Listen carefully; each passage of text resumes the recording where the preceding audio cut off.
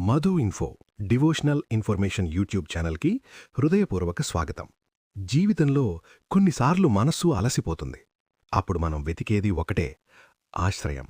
ఆ ఆశ్రయం కోసం ఈరోజు మనం ఒక పవిత్ర క్షేత్రానికి ప్రయాణం చేస్తున్నాం. భక్తుల విశ్వాసానికి నిలువెత్తు సాక్ష్యం, గురువుల కరుణకు జీవంత రూపం. మన గమ్యం శ్రీ రాఘవేంద్ర స్వామి టెంపుల్.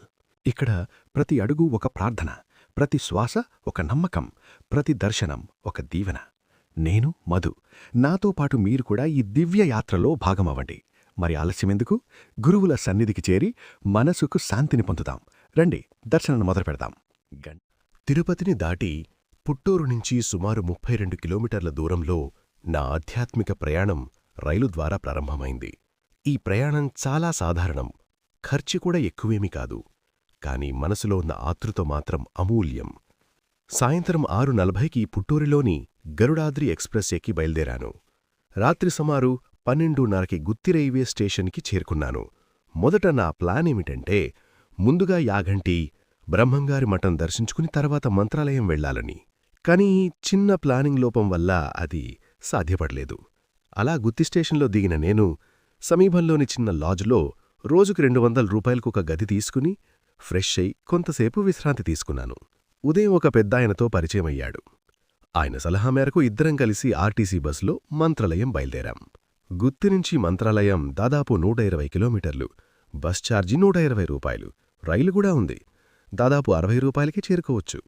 ఉదయం 7 గంటలకు బయల్దేరిన బస్సు దాదాపు 1 గంట నేను నిల్చునే ప్రయాణం. రోడ్డు పరిస్థితి బాగాలేక బాగా ఊగిసలాట. చివరికి ఉదయం 11 గంటల సమయంలో మంత్రాలయం బస్టాండ్ చేరుకున్నాం. అప్పటికే నాకు బాగా ఆకలిగా ఉంది. ఒక టీ స్టాల్లో టీ, బిస్కెట్లు తీసుకుని నెమ్మదిగా ఆలయ దిశగా నడక ప్రారంభించాం. బస్టాండ్ నుంచి ఆలయం వాకబుల్ దూరంలోనే ఉంది. ఎట్టకేలకు శ్రీ రాఘవేంద్ర స్వామి టెంపుల్ ప్రధాన ద్వారం దగ్గరికి చేరుకున్నాను. అబ్బా! ఆ ప్రవేశద్వారం అద్భుతంగా ఉంది. ప్రధాన గుడి వరకు గోడలన్నీ అందమైన శిల్ప సంపదతో అలరారుతున్నాయి. వివిధ ఆకృతుల్లో చెక్కిన కళాఖండాలు మనసును మంత్రముగ్ధులను చేస్తున్నాయి. అన్నీ వీడియోలో బంధిస్తూ ఆలయ వెనుకభాగంలో ఉన్న తుంగభద్రా నది వైపు అడుగులు వేశాము. నేను ఊహించినట్టుగా నది ఉప్పొంగి ప్రవహించడం లేదు. నీటిమట్టం చాలా తగ్గిపోయింది. అదుగడుగున కనిపించినది కలుషితమైన జలాలు. నదిలో పడేసిన వ్యర్థాలు, వదిలిన వస్త్రాలు చూస్తుంటే హృదయం బాధపడింది. మనమేం చేయలేమా అనే ఆలోచన మనసులో మెదులుతూ ముందుకు నడిచాను. కొంచెం నిలువగా ఉన్న నీటిలో మునికిలేచాను. నీటికి దుర్వాసన ఉన్నా భక్తిభావంతో స్నానం చేసినట్టు అనిపించింది. తర్వాత దగ్గరలో ఉన్న బాటిల్ నీటిని తలపై పోసుకుని ఆలయ దర్శనం కోసం మళ్లీ అడుగులు వేయటం ప్రారంభించాను. అలా ఒక్కో అడుగు వేస్తూ ఆలయం వైపు సాగాము. ఈరోజు దర్శనం కొంచెం సులువుగానే అనిపించింది. సర్వదర్శనం వైపు ఉన్న మెట్లు ఎక్కుతూ వెళ్తుంటే ఒక్కసారిగా గుర్తొచ్చింది, అయ్యో, ముందుగా ఆలయం ముందున్న మంచాలమ్మ తల్లిని దర్శించుకోవాలి కదా అని. ఆలోచనలోనే ఉండగా ఆలయం లోపలికి ప్రవేశించాము. లోపలికి అడుగుపెట్టగానే మైక్లో అనౌన్స్మెంట్ వినిపించింది. పురుషులు షర్ట్, బనియన్ తొలగించి మాత్రమే లోపలికి రావాలి. స్త్రీలు చీరా లేదా పంజాబీ డ్రెస్లో దర్శనం చెయ్యాలి అని సూచించారు. ఆ నియమాలను గౌరవిస్తూ నేను కూడా షర్టు తీసి లోపలికి వెళ్లాను.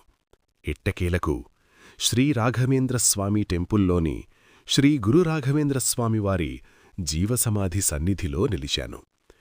ఆ క్షణం మాటల్లో చెప్పలేనిది. మనసు ఒక్కసారిగా నిశ్శబ్దమైపోయింది. స్వామివారు జీవసమాధిలోని దివ్య చైతన్యంగా ఉన్నారని చెబుతారు.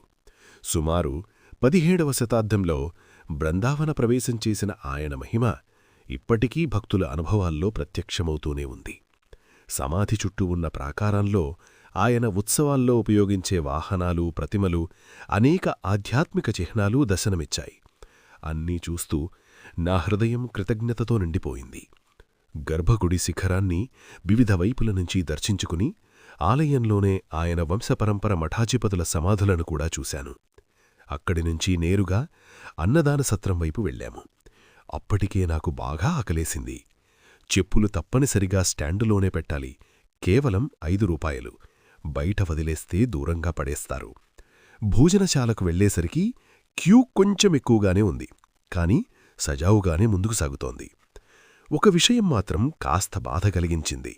మన ఆంధ్రప్రదేశ్లో ఉన్న మంత్రాలయంలో ఎక్కువగా కన్నడ భాష వినిపించడం. కాని భక్తి ముందు భాషకు తేడా లేదు అనుకుని ముందుకు సాగాను.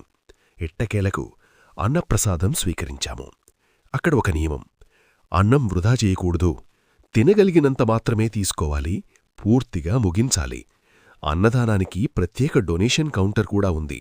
ఇచ్చాలనుకునేవారు విరాళమివ్వొచ్చు. భోజనం ముగించాక బయటకు వచ్చాను. ఆలయం ముందు ప్రసాదం 30 రూపాయలకు 4 ముక్కలు అందిస్తున్నారు. నాతో వచ్చిన పెద్దాయన తన ఇంటి దారి పట్టారు. నాకు మాత్రం రాత్రి 10:40కి ట్రైనుంది. అంతవరకు మంత్రాలయం వాతావరణాన్ని ఆస్వాదిస్తూ కాసేపక్కడే గడిపాను. ఇంకా తదుపరి వీడియోలో పంచముఖి ఆంజనేయ స్వామి క్షేత్రం, రాఘవేంద్రస్వామి గృహం, ఏకశిల, గ్రామదేవత బిచ్చాలమ్మ ఆలయం దర్శనాలకు కలిసి వెళదాం. అప్పటివరకు స్మైల్ చేస్తూ ఉండండి, భక్తి మనసులో నిలుపుకోండి. మళ్ళీ కలుద్దాం.